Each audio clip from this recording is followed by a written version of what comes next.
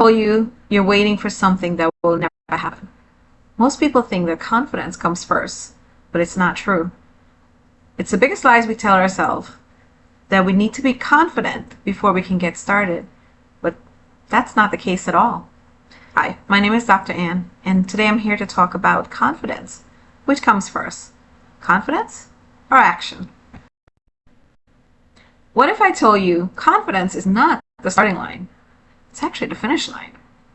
And here's one example. Think about when a child is learning to walk. They get up, they try, they fall. They get up, they try again, they fall. And this keeps happening time and time again. Eventually, one day, they're up and they're running. And it's our worst fear for most parents. But it's the confidence that was built in after the action was taken, not before. The same is true for us. Whether it's starting a business, speaking in public, or simply just telling your story online, confidence doesn't magically appear.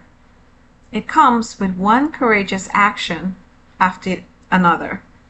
People that you most admire didn't start at the top.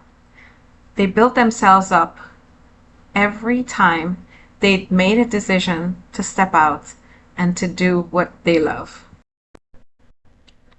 Think of a time that you wanted to give up, when everything seems stacked against you, but you stayed the course no matter what. No matter what came against you, you kept going. It could be something small, maybe when you were in school taking a test, and for me it was math. I hated math. I'm not even sure how I made it. But I kept going, studied, did what I had to do. And I'm not going to say I was an A student in math for sure, no. But I kept going, I kept pushing, and kept doing what I needed to do. That's a small example, and it's not necessarily that important in the grander scheme of things, but it's just an example to show that you might not think that you have it in you, but it's those little things that bring us to where we are. And what stops us is also those little actions. Because if we chose not to study when we were supposed to be, and we decide to go out partying, guess what? More than likely we would have failed.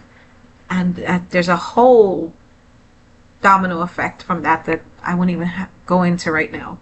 But the key is that we kept going, and we've passed. Some of us barely, but hey, a pass is a pass. And it gave us confidence that we can do it, even when we didn't think we could. These are the little things that makes the difference in us making it or not making it. Now, for every small action, we build our confidence more and more until eventually we take on a challenge so huge that it takes everything in us. Prayer, finances, everything. But hey, it took more faith in getting it done than was humanly possible. But one day we look back at whatever that was and we say, you know what?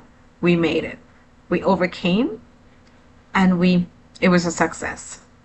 Does it always happen that way? No.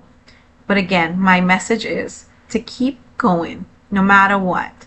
Yes, we're going to get those hits, but the key is to not stay down. Is to get back up after every count before we hit that final count out, and we will be fine. So don't wait until you feel ready to get started. Start today. Confidence is built one action at a time. Take the action and the confidence will follow.